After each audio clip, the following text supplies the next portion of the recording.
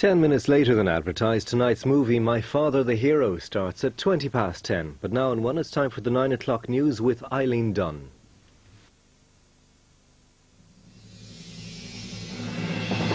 Minister accepts recommendations of hepatitis C report and it's to be sent to the DPP.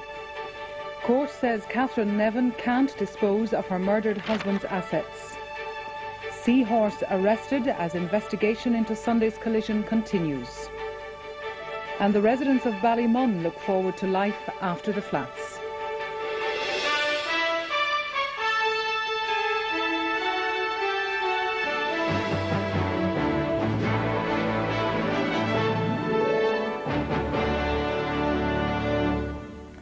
Good evening. The report of the Hepatitis C Tribunal was published today and is to be sent to the Director of Public Prosecutions. It lays the blame for the contamination of the anti-D product chiefly with the former National Director of the Blood Transfusion Service Board, Dr. Jack O'Riordan, while other medical consultants and senior staff at the board in 1977 are also singled out for criticism. The report recommends a number of changes in the operations of the Blood Board, including the full implementation of the development plan by 1999. This includes moving the board from Pelican House to St James's Hospital.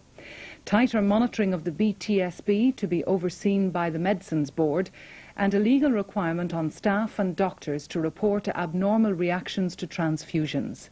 The Minister for Health has said the government accepts all of the recommendations. They could cost up to £20 million to implement. The report became public at 3 o'clock this afternoon after its recommendations have been accepted by the Cabinet. The report does not recommend prosecutions or sackings, but it does name names.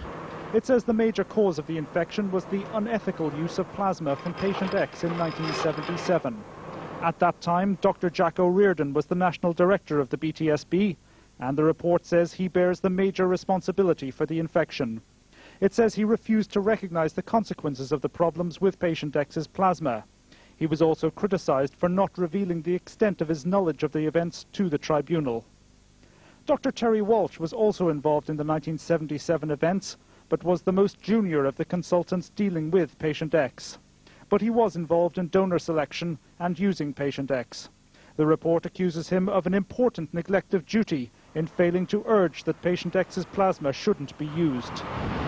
By 1991, Dr. Walsh was himself the National Director of the BTSB, when tests from the Middlesex Hospital proved that patient X had hepatitis C, as had the anti-D made with her plasma. Dr. Walsh was criticised by the tribunal for his refusal to contemplate the consequences of this information. It said he hoped the problem would go away.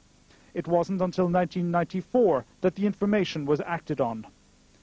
The anti-D product was made by the chief biochemist of the BTSB, Cecily Cunningham. Although recognising her lesser role to the consultants, the tribunal found she had an important and serious responsibility for the events of 1977. It found that she should have tried to stop batches made with patient X's plasma being issued, but didn't. In the case of the second infection in 1991 involving patient Y, it found Mrs. Cunningham to be clearly in breach of standards. It says she ignored a positive test for hepatitis C and carried on making anti-D. It says this was due to her apparent indifference. The Department of Health is criticised principally for its failure to introduce testing of hepatitis C at the earliest possible moment. Brendan Howlin, who was Minister for Health when the crisis broke, was found to have acted correctly in establishing an expert group to inquire into the affair.